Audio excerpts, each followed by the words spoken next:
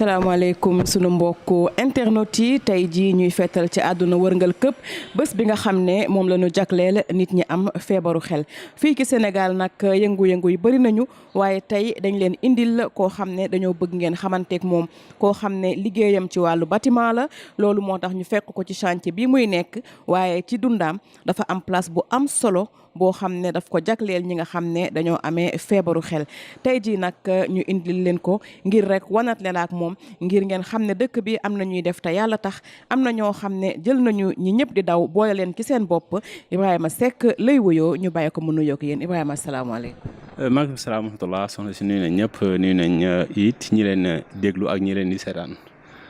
tey jii di bés bi nga xam ne moom la ñu jagleel ñu amee feebaru xel nga xëy bàyyi sa chantier dem ba Caaroy pour nekk ak ñoom lu waral loolu. oh parce que avant tout donc dama gis ni ñoom malade dañuy ñëw si avant bés bi maanaam li tax ñu xéer lool ci ñoom mooy que dañuy faral di fu ñu dem rek bu ñu fa gisee malade mentaux sang ko wat ko. donc nag buñ jëlee bés lëm jagle leen ko ñu war a mën a ñëw déplacer fi su ñoom ndax it dañ see bokk. des fois ils sont délaissés à eux-mêmes tu vois donc dañoo soxla ñu jege leen di leen nemmeeku ngir kat ñu bokkaat ci société bi ndax ci lañ bokk. mu mel ni kon chantier boo am rek feet mu am ku fa féete xelam naqari da nga koy jël sang ko wat ko inspiration boobu fan la jógee ak sang boobu ndax mosoo ci am problème. waaw en fait genre inspiration bi donc sax amul inspiration je me vois que ñoom instant bi dañ leen dul bàyyi xel te it ñun dañuy gis ni maanaam man bokk damay naan bëgguma kenn di ma xool di xeeb boppam te chaque fois boo leen gisee franchement damay gaañu parce que en fait ils sont trop délaissés quoi maanaam day mel ne ñoom bokkuñu su société bi loolu daal dama si xaw a kii sama bopp daal ndax juste sénégalais sont un homme te yàlla subhanahu wa taala moo digle nit ku nekk nga jàppale sa mbokk jullit wala sa mbokk doomu aadama donc su ma leen gisee ñu nekk safaan boobu sama xol doy laaj donc moo tax it loolu moo si inspiré ba fu mu am chantier daal donc si maa ngi si yëngu daal.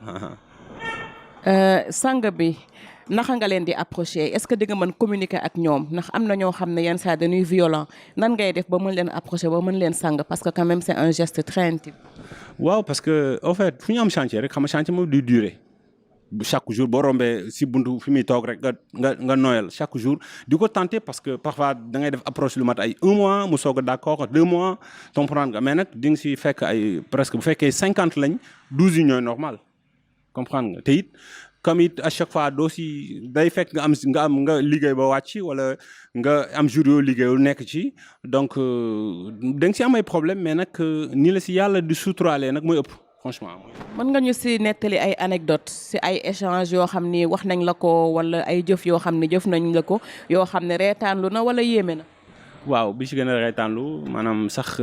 ki yokk ko tax parce que man autant dama ko yàgg di def su ma am chantier def ko daawuñu ko sax bàyyi xel mais dañoo dem ba si biir sama ay jegeñaale ne ma lii daal foog nga koy pérenniser ndax nit ñi di si bàyyi xel franchement ndaxte lu mën a nekk la ndax it am na si koo xam ne ndeysaan moom faatu na toppatoo nañ ko ba mu faatu mais ba mu fa daan ñëw dinaa ma sekk boo ñëw suba indaaleen ma domoda wala hamburger comprendre nga wala yu demee noonu def la koy wax sa xol day laaj comprendre nga loolu daal am na si nag anecdote yu ma gën a metti mooy am na si koo xam ne dañ ko doon yor 5 mois benn jour suñu xel nekk ci moom ñu dem fa muy taw rek ma xalaat ko bi ma demee bàgg foofu ma gis muy bërëngu si ko tali bi solu dara franchement ñu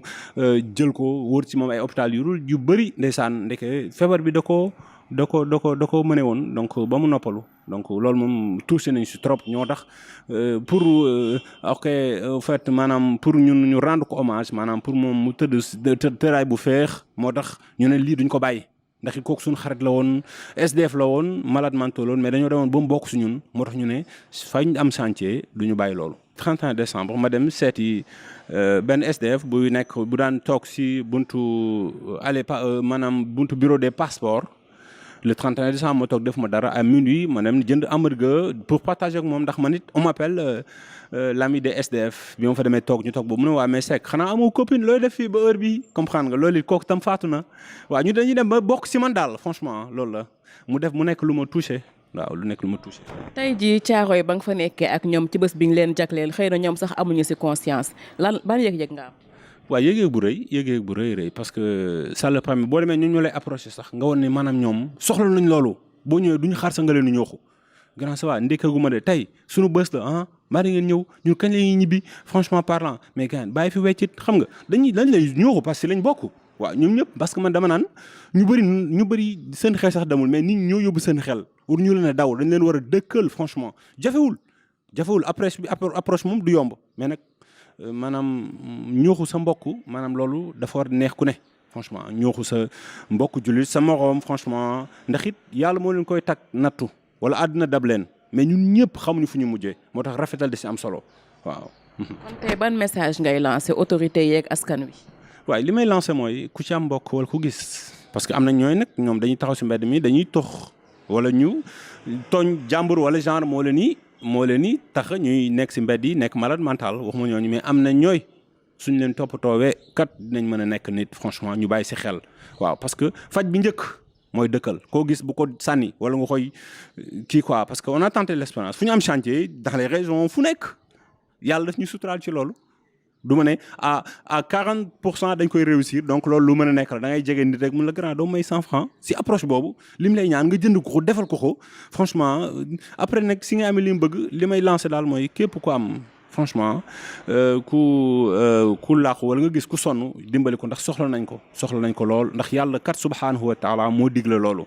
waaye nag li ñu gën a soxla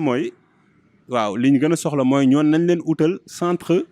d'accueil boo xam ne képp kuñ gis ni kii kat dafa sonn ñu jàppale ko ba mu normal ñu mën kaa dëkkal foofu te centre d'accueil war na mën a am si région yëpp franchement parce que on le mérite ñoo ñu nekk si mbedd yi koo si approche da ngay xam ne kii kat bëgg na ko defaraat mais jàppal leen taxaw leen sànni leen si mbedd mi dañ fay faatu te man genre dama si gis ñoo xam ne si mbedd yi la ñuy faatu rek waaw c'est bien defar leen indiwaat leen toppatoo leen mais nag